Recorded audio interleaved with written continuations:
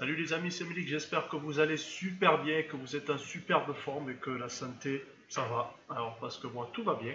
Alors aujourd'hui, je vous fais une vidéo. En fait, les vidéos que je vous fais, c'est par rapport à des questions qu'on me pose. Alors là, c'est une question qu'on m'a posée plusieurs fois et que j'ai vue sur plusieurs groupes. Comment agencer mon homepage? Mon homepage étant ma page d'accueil. Comment faire que j'ai une page d'accueil qui est attractive et qui donne envie de poursuivre la navigation. Alors, avant de commencer de faire la vidéo, je vais juste vous parler d'un chiffre qui est très important, c'est le taux de rebond. Le taux de rebond, qu'est-ce que c'est? C'est le nombre de personnes, en fait, le taux de personnes qui vont quitter le site dès la première page. Ce taux, vous pouvez le voir sur votre compte Google Analytics, dès la page d'accueil, sur le tableau de bord, sur le compte Analytics. En fait, plus votre taux de rebond est élevé, plus vous avez de personnes qui vont quitter le site dès la première page. Par exemple, vous avez un taux de rebond de 50%, ça veut dire qu'il y a une personne sur deux qui quitte votre site dès la première page. Si vous avez un taux de rebond de 30%, qui est un très bon taux, ça veut dire qu'il n'y a qu'une seule personne sur trois qui va quitter votre site dès la première page. Un bon taux de rebond se situe, faut être en dessous, on va dire, de 35-40%. Dès qu'on commence à dépasser les 40%, ça veut dire qu'il y a un problème sur votre site et ça manque d'optimisation ou de contenu. Alors, comment agencer ma page d'accueil? Alors, pour mettre toutes les chances de son côté pour que l'internaute poursuive la navigation après la page d'accueil, il faut mettre du contenu. Et du contenu, ça passe par l'affichage de produits, l'affichage de vos catégories, avoir un beau slider, mettre les articles des blogs, mettre vos posts sur Instagram pour montrer la social proof, ça veut dire la preuve sociale, montrer que vous êtes actif sur les réseaux sociaux et plein d'autres petites choses. Alors, moi, ce que je conseille, c'est ce que vous voyez sur mon écran. C'est un agencement que j'utilise pour mes boutiques, pas pour toutes, mais pour moi c'est l'agencement type. Tout en haut, vous allez avoir naturellement le menu, plus le slider. Le slider, ça va être un gros bloc en fait où vous allez avoir des photos qui vont défiler. Ces photos vont donner le ton en fait sur votre boutique, puisque vous pouvez mettre par exemple 2, 3, voire 4 photos qui défilent, et pour chaque photo, mettre par exemple un lien vers une catégorie, un lien vers un produit phare. Moi par exemple, j'ai un site où dès que vous arrivez sur le site, vous avez un énorme slider qui prend toute la taille de l'écran, après vous pouvez défiler vers le bas, et en fait ça va afficher le top produit de ma boutique. Donc dès que vous arrivez sur la home page, vous tombez directement sur le top des ventes. Donc là vous avez 100 visiteurs sur votre boutique, les 100 visiteurs vont voir ce produit. Vous voyez ce que je veux dire?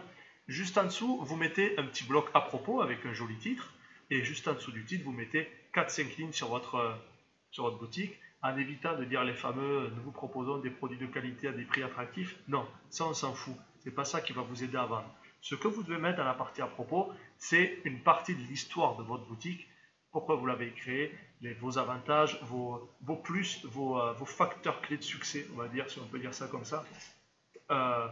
Non, pas le facteur clé de succès, non, je dis des bêtises. Mais qu'est-ce qui fait que les gens devraient rester chez vous et n'aillent pas visiter une autre boutique? Et voilà, vous racontez un peu l'histoire de votre boutique en quelques lignes, en un paragraphe.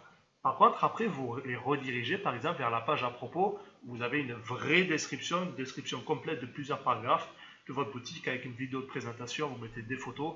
Voilà, ça c'est à vous de voir. Juste en dessous, le bloc meilleurs produits.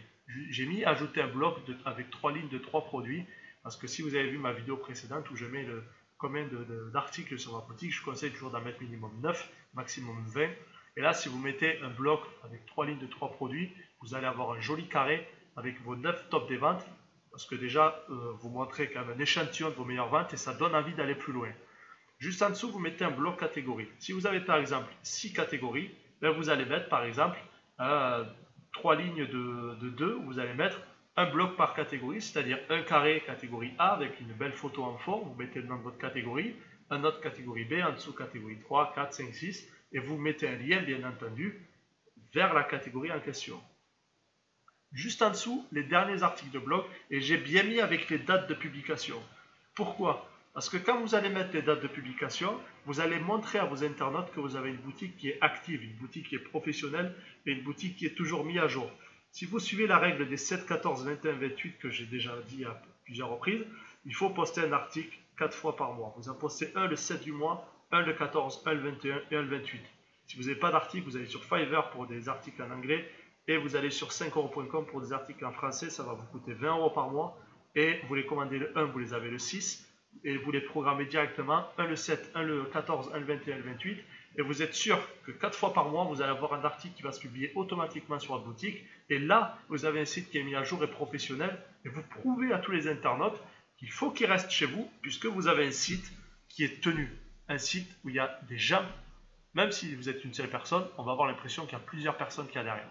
Parce que pour avoir toujours des articles mis une fois par semaine, avoir des produits bien choisis, bien optimisés, on a l'impression qu'il y a toujours beaucoup de personnes derrière un site, alors que des fois, il peut y avoir une seule voire deux personnes. Juste en dessous des articles de blog, vous mettez un bloc Instagram, parce que je conseille un site égale une page Facebook, un compte Instagram au minimum. Vous pouvez partir sur du Pinterest, Twitter, ça ne vous servira à rien, mais vous pouvez partir sur Instagram et Pinterest, mais au minimum Instagram, parce que peu importe la niche, vous pouvez toucher des gens grâce à Instagram, même si on se dit de base Instagram c'est que les jeunes, non, maintenant tout le monde se met Instagram, vous pouvez toucher des gens grâce à Instagram et avec un très très faible budget. Après, je vais faire une vidéo où je vais vous montrer l'utilisation de Hootsuite, c'est un logiciel avec une formule gratuite qui vous permet de programmer des publications sur Instagram et sur Facebook.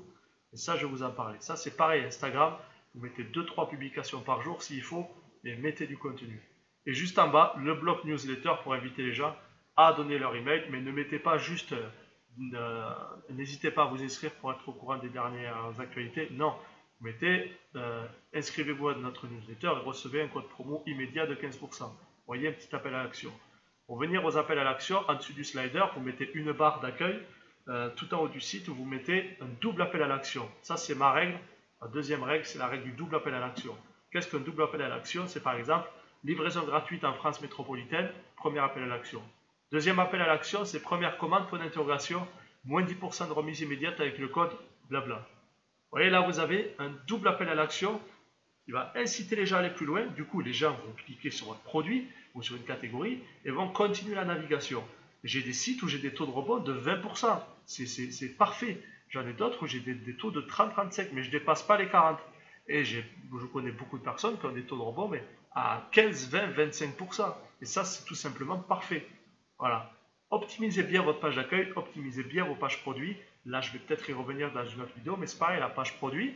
En bas, vous rajoutez une application de cross-selling. Le cross-selling, c'est quoi? Vous avez votre t-shirt, et juste en bas, il y a écrit produit dans la même catégorie, ou acheter, où les clients ont aussi acheté. Et là, vous mettez d'autres produits, vous mettez des bracelets, vous mettez une casquette, vous mettez des gants, voilà, vous mettez ce que vous voulez. Voilà, donc si vous avez la moindre question sur l'agencement de la page d'accueil, si vous avez un doute, si vous avez une meilleure optimisation, n'hésitez surtout pas à mettre un commentaire dans la vidéo. Ça fait grand plaisir que j'échangerai avec vous et que je répondrai à toutes vos questions. Je vous souhaite une merveilleuse soirée ou une très très bonne journée et je vous dis à très très bientôt. Ciao, ciao.